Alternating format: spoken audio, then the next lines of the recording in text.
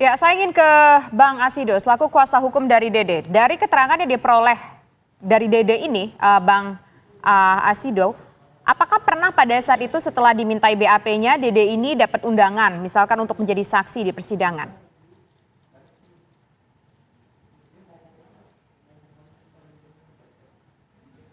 Bang Asido, tolong di-unmute, mungkin berkenan untuk meng-unmute suaranya.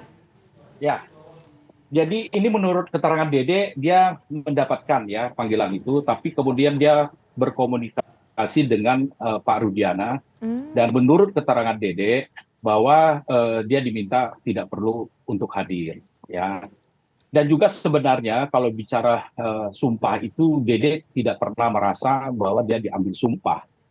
Bahkan sebenarnya BAP yang tanggal tambahan 23 September itu, ini lagi-lagi menurut keterangan saudara Dede, karena itu sudah pemeriksaannya BAP tambahan itu di Polda Jawa Barat, dia tidak pernah hadir, ya. Jadi dia pun mengatakan bukan tanda tangan saya untuk yang 23 September. Jadi kalau pertanyaannya adalah apakah dia sebenarnya juga dapat panggilan, menurut saudara Dede, ya. Tapi menurut versinya dia, Pak Rudiana dia menghubungi Pak Rudiana ini bagaimana dan disampaikan tidak perlu hadir. Kenapa pada saat itu harus menghubungi Pak Rudiana?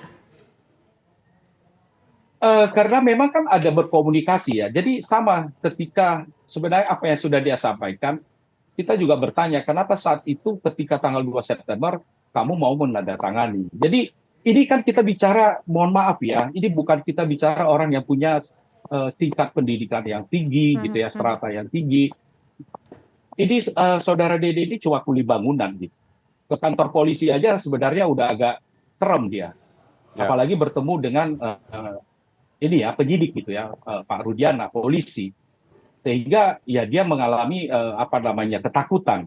Makanya waktu itu dia ya sudahlah, oke saja tanda tangan. Nah kemudian dia ada nomor teleponnya Pak Rudiana. Jadi dia mendapatkan juga panggilan itu, dia berkomunikasi gitu. Baik, Bang Asido, ketika Dede ini mengatakan bahwa dia ini disuruh atau diminta untuk melakukan rekayasa terhadap pernyataannya, harus ada bukti dan saksi yang juga dapat mendukung statement dan kesaksian Dede bahwa dia ini berbohong saat itu. Ada nggak bukti dan saksinya? Ya. Oke, jadi gini ya, ini yang mesti kita pahami bersama, bahwa kondisinya itu adalah saudara Dede ini dilaporkan, ya. Dia dilaporkan pasal 242 KUHP, memberikan keterangan palsu di bawah sumpah.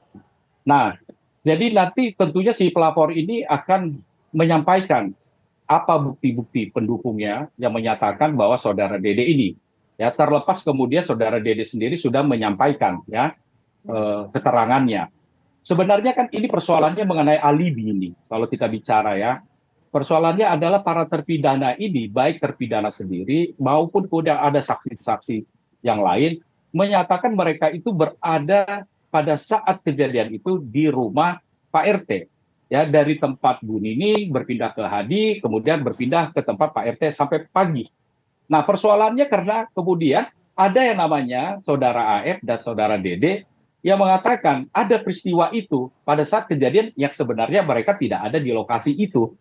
Nah, inilah yang jadi persoalan dan tentunya nanti silakan pelapor untuk membuktikan itu. Mereka yang akan menyiapkan saksi-saksi, bukti-bukti, dan kita harapkan kalau dulu disampaikan bahwa penyidikan ini disampaikan langsung oleh Wakapolri ya, dengan Pak Kapolri, bahwa tidak didasari oleh scientific criminal crime investigation. Ya. Saya ingin ke inilah pintu pembukanya. Oke, kita dapat poinnya sampai di situ. Saya ingin menuju kemudian ke Pak Mardiman, kuasa hukum dari Ibtu Rudiana. Ada sebuah statement yang mengatakan bahwa ternyata Dede itu dapat loh surat panggilan untuk menjadi saksi di persidangan. Tetapi pada saat itu yang menghubungi Ibtu Rudiana melarangnya untuk datang. Pak Mardiman. Siapa yang panggil, Mbak? Yang panggil siapa? Pengadilan? Keterangan dari kuasa hukum Dede barusan tadi kita simak bahwa ia sempat mendapatkan panggilan dari persidangan.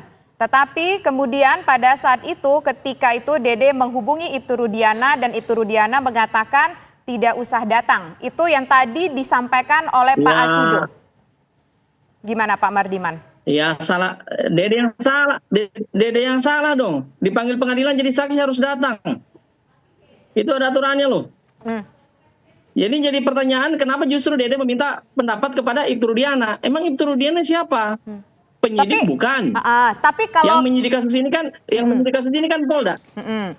Tapi kalau memang tadi ada statementnya kenapa nanyanya ke Ibtu Rudiana, memangnya Ibtu Rudiana itu siapa? Tadi statement Pak Mardiman mengatakan demikian. Iya Tapi dong, maksudnya kenapa kasus, kalau keterangan dari kuasa Mbak, saya belum hukum, selesai. keterangan dari kuasa hukum Pak Rudiana mengatakan Dede udah jangan datang. Itu dari kuasa hukum tadi kita dengarkan bersama-sama. Itu dari Itu kan Dede. dari kuasa hukumnya Dede, Mbak, bukan dari Pak Rudiananya. Oke. Pak Rudiana nggak pernah ngomong gitu, nggak pernah ngomong gitu.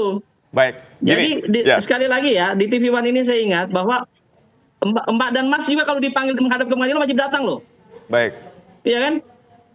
Nah, apa yang kemudian membuat Dede waktu itu tidak datang ya, itu kemudian yang menarik. Dan mestinya TV One coba kejar sama penyidik saat itu. Karena kan ketika suatu kasus P19 semuanya diserahkan ke jaksa. Kemudian disidangkan, kemudian itu menjadi kewenangan penuh hakim. Hakim memerintahkan supaya Dede hadir. Terus Dede kemudian nanya Pak Rudiana, nggak ada korelasinya. Buat apa nanya Pak Rudiana? Pak Rudiana di sini korban, bukan penyidik, bukan hakim yang memutus. Dia tidak punya kewenangan mengarahkan. Berarti salah Dede sendiri. Dan ini berarti ya jadi peluang ya jadi celah pidana lagi nih.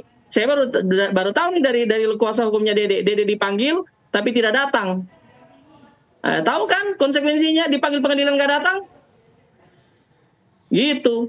Oke. Sesimpel itu jawaban saya. Baik, Bang Mardiman, tapi apakah tidak ada, ketika Anda berbicara dengan Ibtu Rudiana, apakah Ibtu Rudiana tidak menjelaskan bahwa ternyata keterangan Dede ini hanya ada di BAP gitu, bahwa Dede dan Aib ini tidak dihadirkan di persidangan? Apakah tidak ditanyakan juga ke Ibtu Rudiana alasannya seperti apa gitu? Begini, reporter yang baik. Jadi saya melakukan wawancara, melakukan pendalaman terhadap kasus ini berkali-kali. Dan Ibtu Rudiana itu perannya cuma satu. Ya. Perannya cuma satu. Perannya apa? Sebagai orang tua yang curiga bahwa anaknya ini meninggal secara tidak normal. Coba kalau anak kita yang begitu, Mas. Ya, badannya hancur, kemudian ada luka di mana-mana dan sebagainya. Dia bilang ini pasti bukan kecelakaan tunggal, ini pasti pembunuhan. Intuisi dia bekerja. Ya kan? Ini motornya baik-baik aja tapi badannya hancur begini. Dan kemudian ya dia ketemulah Dede dan seterusnya. Nah kemudian sesudah dia ketemu, Ibtu Rudiana tidak pernah memberikan arahan, tidak pernah memberikan tekanan atau apapun itu, dan itu saya jamin ya. Dia menyerahkan ini kepada polisi karena dia tahu dia adalah orang tua yang tidak bisa mencampuri urusan ini. Dan dia bukan penyidik pula. Nah sekarang kalau kemudian ini dikait-kaitkan dengan Rudiana bahwa dia mengarahkan, ya bos.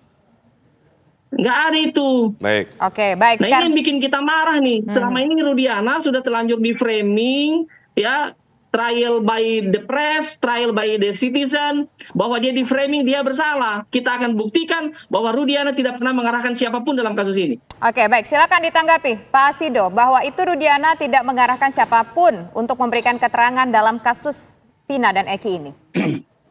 Jadi saya rasa itu boleh-boleh saja ya. Tentunya selalu ada dua pandangan yang belum tentu sama. Tapi kalau timbul kemudian ada pemikiran seperti itu, karena memang ada peristiwanya di mana Pak Rudiana mencari tahu sendiri, gitu ya, sampai bertemu dengan Aib dan Dede, meninggalkan nomor teleponnya, gitu. Kemudian dihubungin, dan ada peristiwa tanggal 25 Agustus sebenarnya, di mana Aib itu memang ada ya, karena saat itu warga ya Aib dengan siapa namanya, ada wanita masuk ke tempat lokasi kerjanya pencucian mobil itu, kemudian warga masuk di situ sempat dipukulin, dan kemudian si Aib ini merasa dendam, gitulah menurut Dede ya, ketika ada komunikasi. Nah bisa saja Pak Rudiana ini ternyata di-prank juga gitu ya sama si Aib, bisa saja. Kita sangat menaruh empati lah gitu ya atas kehilangan kepada putranya. Nah, dan kita juga melihat bagaimana Pak Rudiana merasa ada keanehan, kemudian mencoba melakukan sendiri ya dengan waktu itu mendatangi menangkap langsung ya bersama dengan timnya kalau tidak salah dari narkoba gitu ya, unit narkoba, kemudian membawa para tadinya tersangka ini, dan ini juga sebenarnya tidak ada prinsip Miranda Rule yang harusnya ditegakkan. Hak tidak harus langsung menjawab. Baik. Dan hak untuk didampingi kuasa hukum. Nah, jadi saya pikir ya silakan saja gitu ya, ada pandangan dari rekan saya. Nah, begitu juga inilah yang disampaikan oleh Dede dan fakta yang memang terjadi. Bagaimana AF ini. Jadi bisa saja ya Pak Rudiana di-prank sama AF gitu. Baik, kita ke Prof. Hipnu. Prof. Hipnu, apa yang harus dilakukan Dede agar hakim ini percaya bahwa Dede ini dulunya memberikan keterangan di bawah tekanan dan mengalami proses rekayasa, Prof. Dan apa sanksi yang nanti akan diterima oleh Dede karena memberikan keterangan palsu di saat itu? Ya, kalau itu memang, makanya tadi keterangan saksi itu harus memenuhi syarat formil dan material. Formilnya disampaikan dalam sidang dan disumpah. Materialnya adalah mengenai apa yang ia lihat, ia dengar, dia alami. Pertanyaannya, ternyata apa yang disampaikan itu adalah keliru, tidak betul. Nah, ini masuk kualifikasi sumpah palsu. Yaitu sumpah keterangan yang di bawah sumpah di pengadilan atau di pejabat negara yang berwenang penegak hukum masuk kualifikasi. Ya kemarin kan kalau nggak salah Pak Dede kan sudah siap. Itu masuk kualifikasi dengan KUHP kalau nggak salah 291 4 tahun, cukup lumayan juga. Ini saya kira bentuk pengorbanan. Tapi problem besarnya gini Mas Adi, ini sudah ketemu sekarang. Kenapa Dede tidak hadir di persidangan? Karena kesaksian kalau kunci itu akan dikorek seluas-luasnya, dikorek sedalam-dalamnya untuk melihat bagaimana peristiwa itu terjadi. Lah ini tidak. Ini hanya berdasarkan dokumen yang dibuat di BAP yang kemudian dibacakan. Lah, konteks dibacakan ini tidak ada perdebatan, tidak ada klarifikasi. Pertanyaannya, apakah keterangan yang diberikan dibacakan itu diakui sepenuhnya? Wah, kalau diakui sepenuhnya saya kira pengadilan juga tidak fair kalau seperti ini. Kalau kita lihat kesaksian affidavit itu makanya sering ditinggalkan. Ya. Paling tidak sekarang itu dengan telekonferensi itu sudah ada suatu perdebatan. Tapi kalau hanya dibacakan akan menjadikan suatu permasalahan seperti ini. Ya kalau meringankan ternyata memberatkan. Begitu memberatkan dicabut. Ini problem Mas. Pertanyaan yang jadi masalah itu kenapa tidak hadir? Ini saya kira teman-teman penasihat itu harus membuka permasalahan ini sehingga menjadikan jelas permasalahan yang sedang viral seperti ini Mas. Oke baik, terima kasih Prof. Hipnu Nugroho, terima kasih juga Bang Asido dan juga kuasa hukum dari Ibtu Rudiana, Bang Mardiman yang sudah bergabung bersama kami. Selamat sore semuanya.